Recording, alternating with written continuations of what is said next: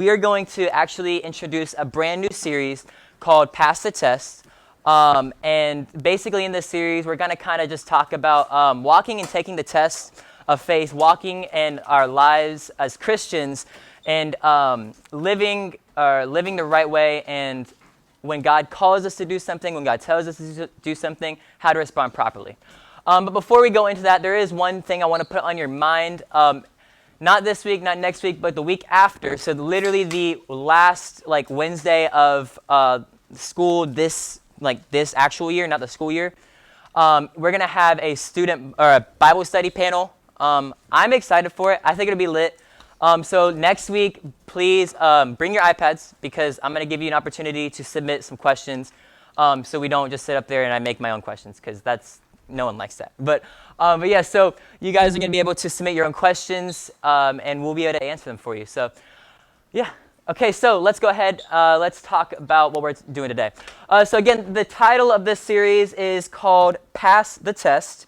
And so today I want to talk about the Israelites, and I want to talk about the testing that the Israelites had to face when they faced opposition. So the title of this message is called At Your Word.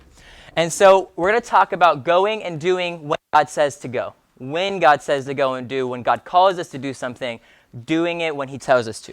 And so we're going to look at Deuteronomy chapter 34, verses 8 through 12. We're going to start off with just one verse, because I want to give you something before that. So it says in verse 8, it says, "The people of Israel mourned for Moses on the plains of Moab for 30 days until the customary period of mourning was over." All right, pause for a second. There's two things I want to talk about today. I want to talk about what happened to Israel whenever they lost Moses, when they lost their leader. And so a bit of a backstory. Moses ends up going up on a hill. He speaks with God, and he ends up dying, right? And so Israel realizes that Moses is dead, and they start mourning for him. But I want to point this out to you, okay? So it says for 30 days they mourned until the customary period of mourning was over. So they had this amount of time to mourn, and then they have to go and do, right? So the first thing I want to talk about is I want to talk about the damaged. I want to talk about the damaged in the room, because I feel like there could be some people in this room that feel damaged, and oftentimes when we are damaged, we don't want to go, and we don't want to keep going, and we just want to stay where we are. If you remember when I did that message, we were in the Help I'm series, and I did the message on Help I'm Depressed, and we talked about how that one verse where it says, "Even though I walk through the valley, I'll fear no evil," right? But I said that we're going to walk through the valley. We're not staying in the valley, but we're going to walk through the valley if you choose to take those steps to move. And oftentimes I feel like when we are damaged, we have this time where we actually are damaged, we actually are depressed, we actually have this stuff.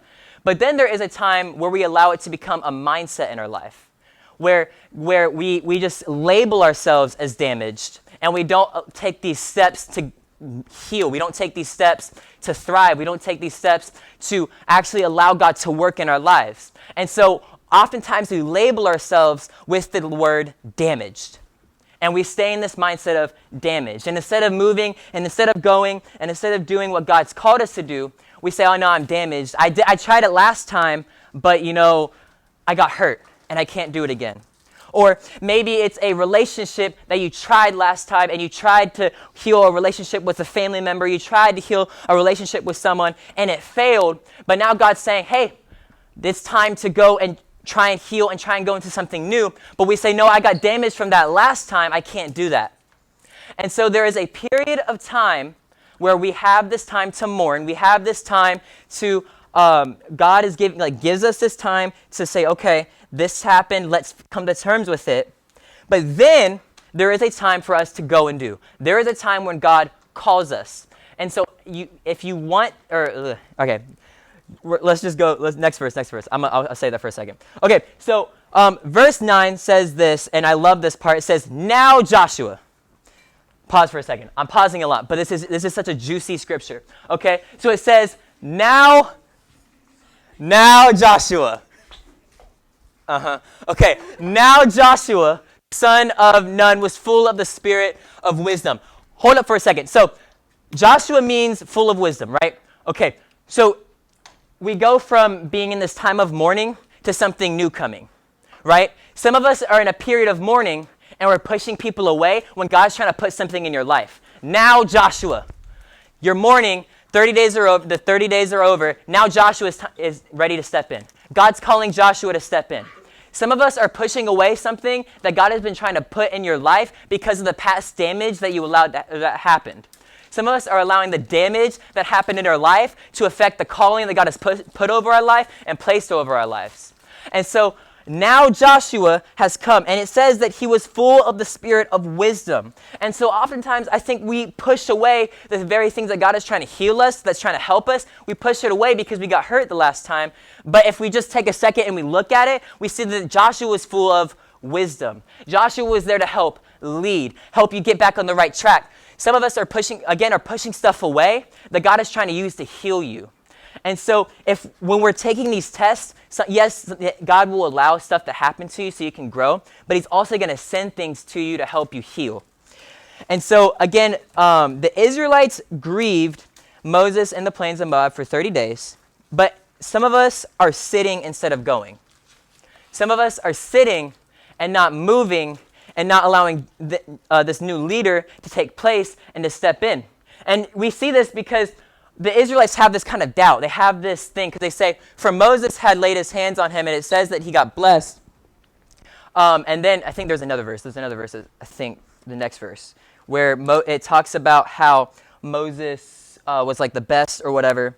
It's probably later on. But it talks about how Moses was, says that there's no one ever been like Moses. No one ever been like them. He's never been like this. And so we get this doubt because we think, well, there's no one's ever been like them before.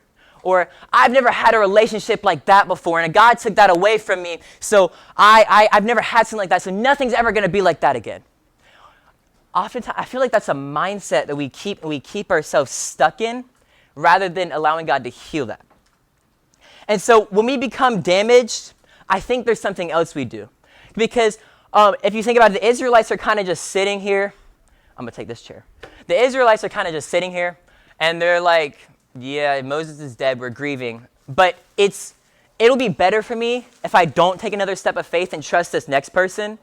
Because if I don't trust them, I don't have to worry about being hurt. I don't have to worry about something else happening to me again. And so we see that the Israelites stay damaged, but they also stay comfortable. The next point I want to talk about is I want to talk about comfortability. I want to talk about comfortability and how the Israelites and how we stay comfortable. Because the Israelites were damaged, and they could have taken this step of faith and trusted Joshua, in which they do over time. But in this section, we see that they're kind of iffy about it. And I feel like we can relate that to us and how we become damaged. But when we become damaged, we like to get comfortable. Y'all, all right, I'm going to tell you this straight up. I stayed up late last night preparing this. It took me a bit. And I had a lot of schoolwork to do. And so it would be nice if I could just go to sleep right now. Because that'd be the comfortable thing to do. So I got a little blanket. It's so nice.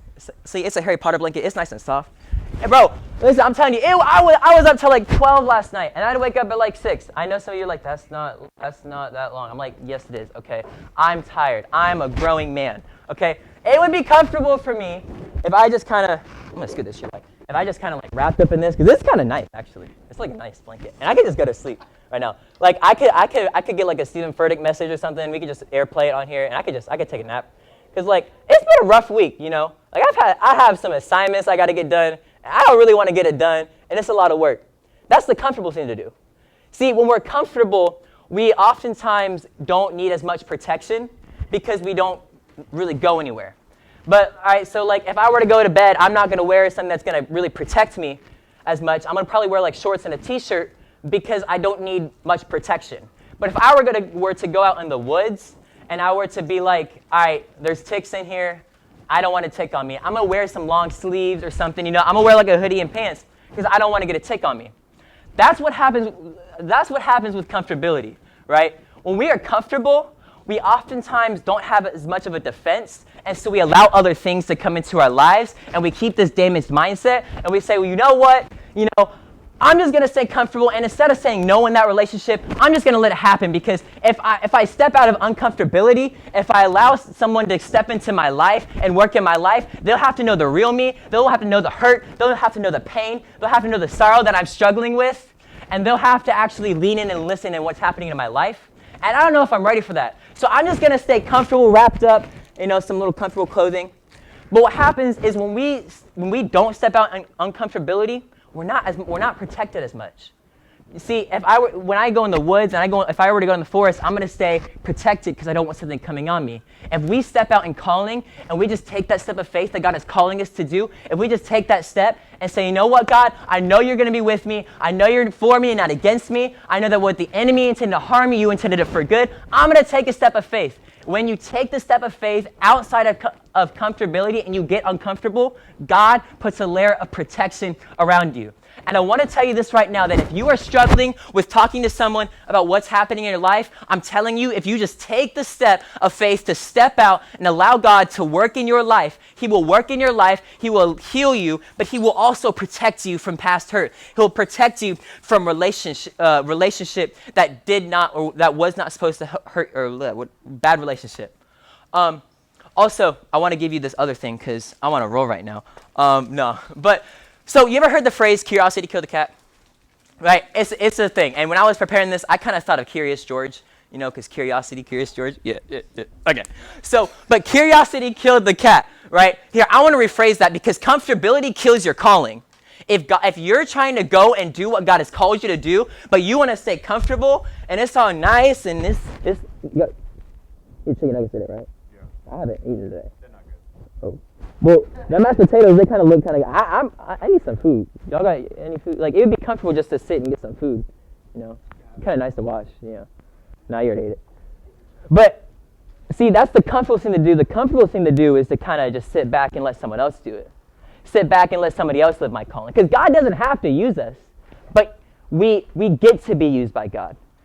But when we go to walk in calling, you have to step out in uncomfortability. Calling is not comfortable. Calling is uncomfortable. If you're going to pass a test, if you're going to listen to what the testing that God has for you, if you're going to let God, if you want to really allow God to work in your life, you have to get uncomfortable. Uncomfortability helps your calling. Uncomfortability cures your calling. My cotton mouth. I have cotton mouth. Okay, but uncomfortability cures your calling, and comfortability kills your calling. And so I feel like right now, there's people that are comfortable and just sitting down in their damage, and sitting down in their hurt, and sitting down in their pain. And there's a verse, if we keep going, you can go ahead and click it. It's Deuteronomy 34:10-11, and it talks about how the Israelites are being like, well, there's no one that's ever been like Moses.